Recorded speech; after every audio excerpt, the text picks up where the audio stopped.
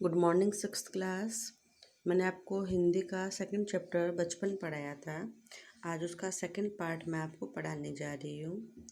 मैंने आपको लेखिका के बारे में पढ़ाया था कि जो लेखिका थी मतलब बचपन में किस तरह से मतलब आज तो हमारी दादी की उम्र की होंगी, बचपन में किस तरह से उन्हें मतलब बाहर घूमना, अपने कपड़ों के बारे में तरह तरह के कपड़े पहनना, तरह तरह का अच्छा खाना खाना उन्हें किस तरह से पसंद था। बचपन में किस तरह से सब काम उन्हें मतलब नौकर द्वारा कर दिए जाते थे, लेकिन उनके अपने जो जुराब होते थे वो किस तरह से उन्हें अपने धोने पड़ते थे। याद रहे इन दिनों कुछ घरों में ग्रामोफोन पड़ोसियों ग्रामोफोन रेडियो टेलीविज़न नहीं थे।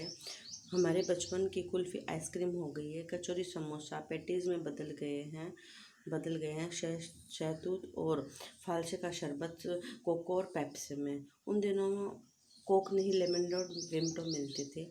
शिमला और नई दिल्ली में बहुत बड़े बच्चों को वेंगर्स और डेविड रेस्तरां की चॉकलेट नहीं रेस्तरां की चॉकलेट और पेस्ट्री मज़ा देने वाली होती। हम दोनों भाई बहनों की ड्यूटी लगती शिमला माल से ब्राउन ब्रेड लाने की। हमारा घर माल से ज़्यादा दूर नहीं था।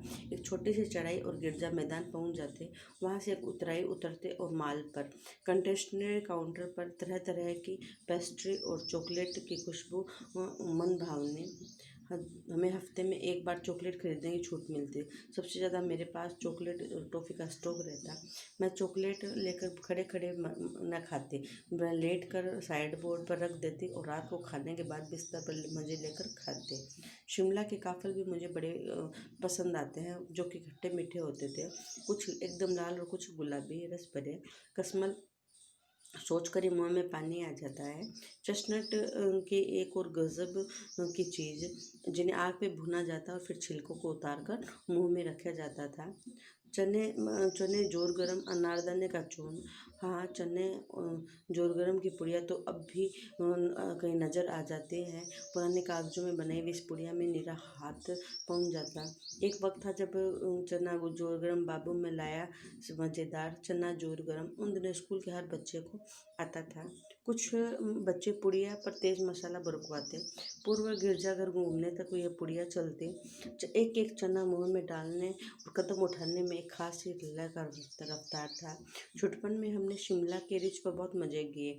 घोड़ों की सवारी शिमला के हर बच्चे को कभी न कभी मौका मिलता होगा।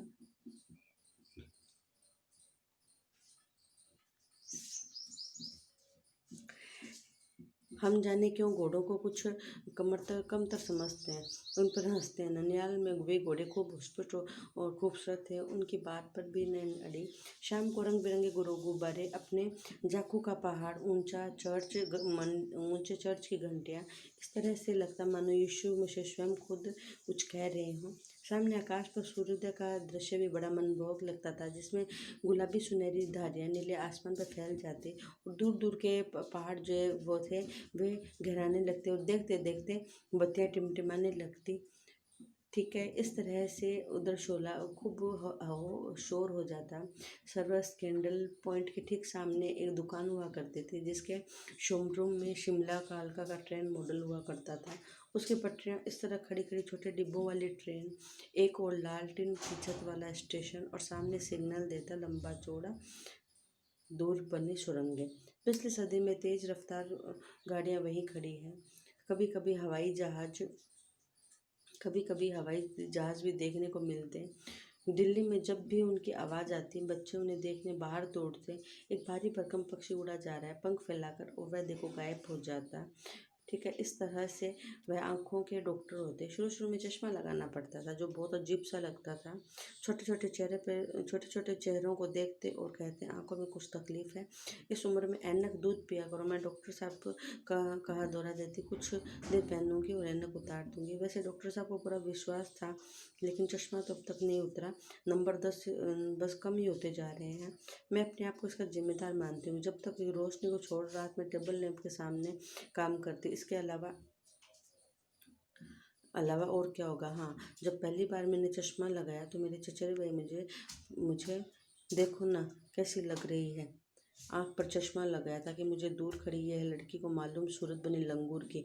मैं खिंच जाती और मुझे यह दोहराया जा रहा था, पर शेर बुरा न लगा। जब तक चाय पीकर चले गए तो मैं अपने कमरे में आईने के सामने खड़ी उतारी, फिर पहनी, फिर उतारी, फिर देखती रही सूर्य बने लंगूर की। नहीं नहीं नहीं नहीं, हाँ हाँ हाँ हाँ। मैंने अपने छोटे भाई को का टोपा उठा कर रखा। कुछ अजीब लगा, अच्छा और मजाकिया भी।